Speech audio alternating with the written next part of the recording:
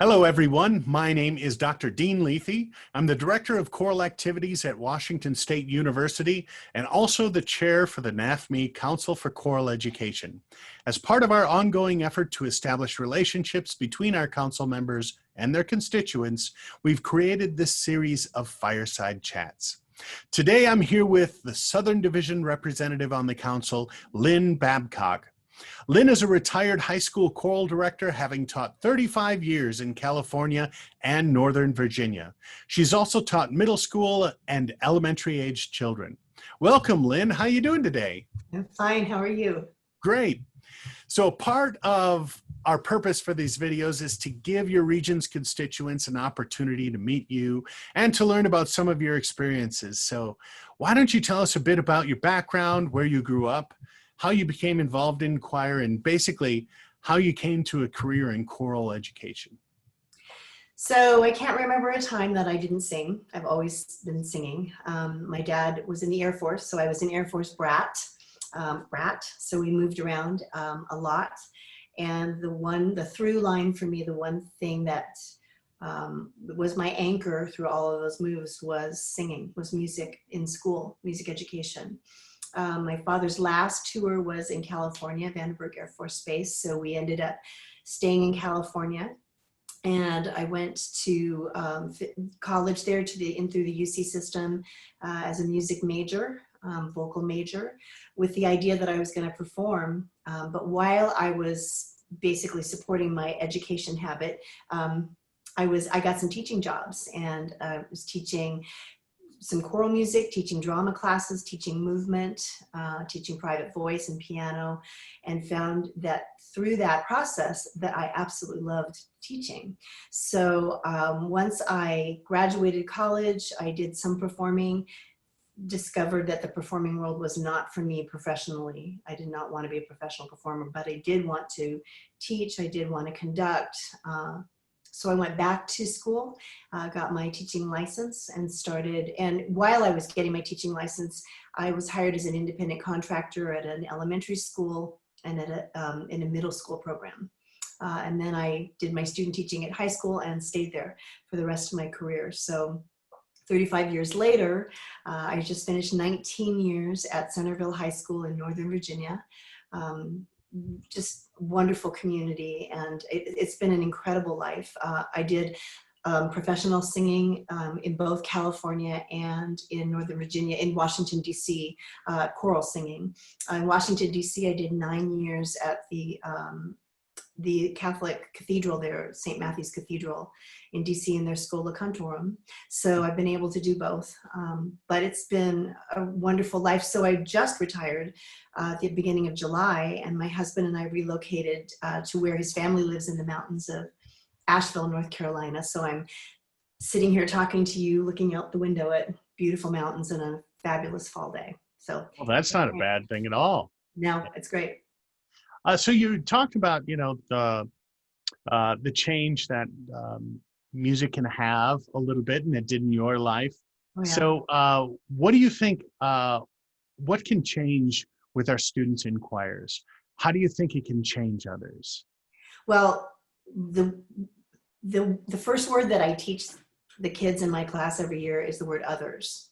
And we talk about the others concept. And I just think the whole community of music, the community of singers, is so important to the development of their humanity, of who these kids are. It's an important mode of expression. They need to express themselves. It's a way to learn to communicate effectively, to communicate with your community, to learn to be a member of a team, to be responsible for others, and through that medium, though, just to be able to self-express. I feel like it's a place where anyone can be accepted, a place that can foster diversity, and can be a safe place, a safe haven for, kids of all ages. Of course, the high school community that I was in, as over those 35 years, a lot of things changed, and a lot more challenges started cropping up for the kids as I as education changed and the world changed and technology became a thing that hadn't been a thing earlier in my career. And so, with that, there are challenges and problems, and, there's a good side to that too. But I think that classroom, that singing classroom, is a place to reconnect with who they are outside of technology, who they are as human beings, their emotions, and to find a place to fit in, to find a family. And the kids really did feel like they had a family in choir. And I loved that. I embraced that. That was one of the most wonderful things about getting to be a choral director at the high school level. It's interesting if you think about, this is perhaps an overgeneralization, but if you were to go into a geometry class or American history class, perhaps you wouldn't necessarily think that you would gain as much of a community as you might in choir. And the reason I think that is because in order to sing with aesthetic intent, we need to do this as a community, as a group. And we need to emote, and we do that best as community members. So I think you're exactly right. Well, and kids would come to me. You're constantly recruiting. You're constantly trying to bring students into your program. That's part of the life of a public school teacher, or a college professor. But they would come to me and say, "Well, I can't sing, so I probably shouldn't do choir." And I always said to them, here's the list of things that I look for. And on that list there's nothing about can you sing or do you have talent? It's all about, can you work with others? Are you a team player? What's your level of commitment? Are you willing to commit? Follow through, all of those things that are so important on a daily basis in life. The singing aspect of it, came along later, and that was fun when kids would come that weren't singers or didn't consider themselves to be singers, and realize that, oh, I can be a part of this, and I can sing, and I can express myself this way, and it doesn't mean that I have to be a soloist, or good at it. I can join this community no matter where I am in that process. Absolutely. Yeah. So as a council member, we start to think about what we can do for our constituents. And so why do you want to serve your division on this council? So what do you hope to achieve? Well, I'm going to start with self-disclosure. This retirement process has been hard. It's been, I knew I was ready. I knew that it was time. Something in you just tells you, okay, it's time now to move on, to take a right turn or take a left turn. But I also knew that I couldn't leave education, that I needed to be involved in education, but just in a different way. And so I realized, okay, you're going to retire. You now have time to be an advocate. You now have time to be a resource. You now have time maybe to step up and help teachers in ways that they don't have the time to do things. So maybe you can step in and fill in those gaps. I have a wealth of experience. I've taught all ages. I care about public education. I'm passionate about public music education, period. The arts, education in the arts, period. But of course, choral singing specifically. And so now I feel, now I can direct my energies into areas that I would not have had time to indulge in, so to speak, when I was teaching, and maybe help people out that don't have time to do certain things. But I definitely want to be an advocate and a resource to teachers at all levels. Absolutely. And we thank you for it. That's just really wonderful. I'm really glad that you were willing to let me continue on Absolutely. Absolutely. So you've been in this business for 35 years. You've seen trends in choral music. You've seen things that come and go.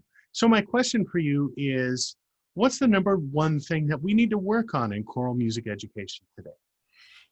I think constantly working on diversity, racial diversity, socioeconomic diversity, sexual identity diversity, acceptance of the child wherever that child is in their development, and whatever they're struggling with, whatever decisions they've made about who they are, and wherever they come from. And I think, honestly, I think singing is, the choral setting is the most perfect place to embrace every kind of person, old, young, whatever background, whatever socioeconomic, racial, whatever. It's the perfect place. And I think that we need to continue to foster that, and to make sure that students at any level know that they're accepted into this community, no matter who they are and where they come from. Yeah. So I have this philosophy that if you truly know somebody or find out a lot about somebody, that you'll come to an understanding that there's a lot more that connect us than divide us. And so one of the ways it's really interesting to get to understand somebody is to go through a number of questions. And I have some here that I'd like to ask you. And these questions are sort of this or that format. As will be made clear in my first question to you, I call these toilet paper questions. So we got 8 of them. Here we go. Okay. Number 1, toilet paper roll from the top or the bottom? Top. Top. Okay. Coffee or tea? Coffee. Hamburger or taco? Hamburger. But my preference is Mexican food, so Yeah. just not tacos. Okay. Ocean or mountains? Those are equal in my head. Right They're now we equal. live in the mountains and we love the mountains, but oof, that's not, they're equal. Okay. Love Book it. or movie? Book. City or countryside? Countryside, not far from a city, Okay, so that you have the culture. sure. Toast or eggs? Toast. And Carbs. because carbs, okay. Dog or cat? Dog. Dog. I have 2 dogs. You have 2 dogs right now? I do. We have a white gold and a cream. They call them an English cream, and we have a mix. She's Goldie Aussie mix, and they're both rescues. Nice. I hope they bring a bunch of joy to your life. They do every day. Yeah. Well, we're running out of time here, Lynn, but is there anything else you'd like to say to your constituents about choral music, about you, just to introduce yourself? Just please don't hesitate to reach out. We're in a situation now as a council, even, where we're, kind of defining who we are. Would you agree with that?